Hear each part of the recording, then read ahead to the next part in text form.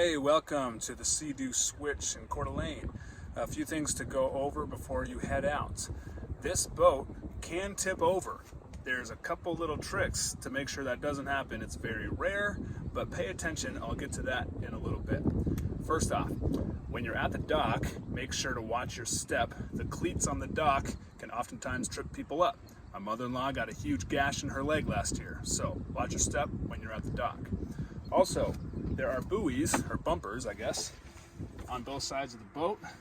They stow right in the little clip, so you can stow them when you're underway, and please have them out as you're approaching a dock or anything. Also, make sure obviously to keep it real slow when you're approaching close to a dock or what have you.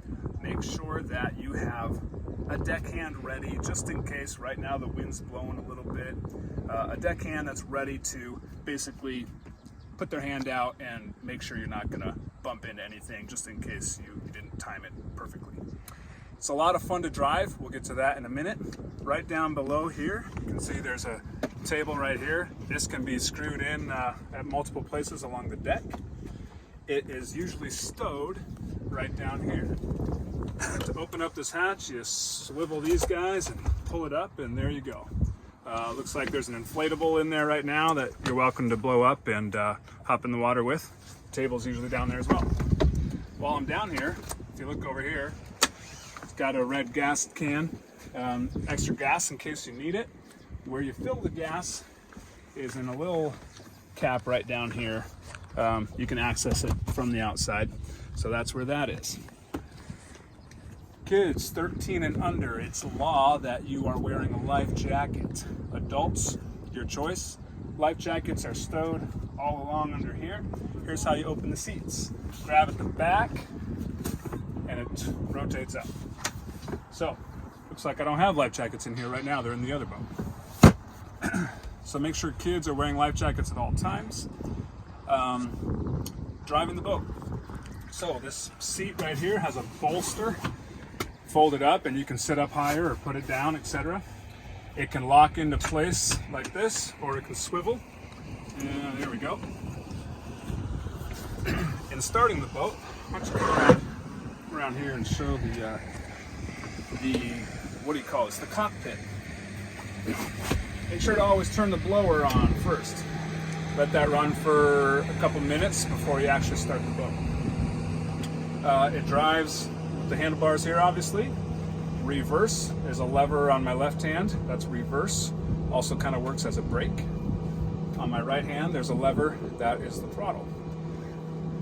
We'll start it up by making sure the key is attached right there, and then hold that red button until you hear it come on, let it off. Right now we're in neutral. It does go forward ever so slightly when you're in neutral, so be aware of that. To put it into gear, give the throttle a quick tap. Now it says F for forward. We're in gear. To drive, simply give it some gas. As you're approaching a dock or a slip, oftentimes you come in at a 45 and then you turn the nose of the boat, and then typically in a normal boat, this is different on the switch, but in a normal boat you would turn the wheel the other way and put it in reverse, you know? On the switch, I can put it forward and then my nose is going left, and then I can put it in reverse and give it some gas. I'm holding reverse, giving it some gas, and the back end is coming over. So right now, as we're out on this river, I can go reverse, forward, reverse, forward, and if you can see this whole boat, we're doing donuts right here in place. You can turn the blower off after the engine's started. This is where you operate the lights. There's also a horn there as well. And while we're talking about the cockpit, right up here is where the Bluetooth stereo is operated. If you look on your Bluetooth, you want to look for BRP.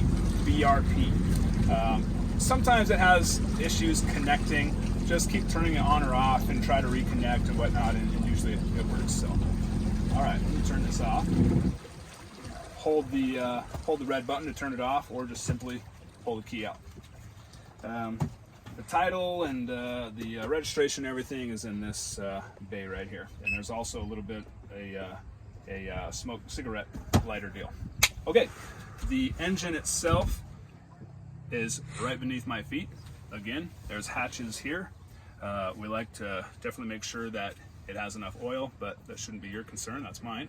But should you run into any complications needing to jump start the boat for whatever reason, if the battery drained or whatnot, there's the engine. Hold on right there. I'm gonna grab the jumper. This should be on board. This will, you open that up and plug it to the correct terminals there on the battery in case you need to jump start the boat. Again, shouldn't really be a worry. All right, a couple final things before we talk about how this sucker can actually tip over. Don't worry, as long as you pay attention, you're not gonna tip over. There's a paddle down here. You gotta know where the paddle is in case you need that, or in case you get stopped by the authorities and they will ask you, where's your paddle? You have life jackets for everybody on board, and where is the throwable flotation device? That is right under this seat, along with the blanket there right now. And the fire extinguisher is located right underneath this seat. Yep, under there. Take my word for it. All right, these back seats right here, they do fold up. Simply, there's a tab right down here. You pull it out and you flip this up. There you go. It folds down just by putting it down. There is a swim ladder down here. Why don't you come towards the back and I'll show you. Try not to fall in here. This deal right here, if you can get that, you push it in and up. In and up, pulls out, let it down in there. Up and in, goes back in. You can tow a tube on this guy. Got a 230 horsepower engine, so plenty of fun here. You'll find the ropes typically stowed right under here, and these straps right here we use for attaching the tube when you're not using it. You can actually lay the tube on this swim deck right here, attach these straps kind of snug to the handles of the tube, and there you go. All right, did I forget anything? Don't climb on the bimini, don't smoke, shoes off. We typically stow them up at the front, and I'm sure I forgot something, but hopefully I'll see you on the dock, and if you have any questions, you can let me know. Oh, how does it flip over? This is the most important thing for you to know about this boat. The weight balance is really important. Make sure, if you have a large group or any group, make sure your weight on the boat is more so towards the back and less so towards the front. That's the general idea. You'll know when you start driving it. It's so much fun to drive. Have fun with that. It decelerates kind of quickly when you let off the gas. You'll feel that.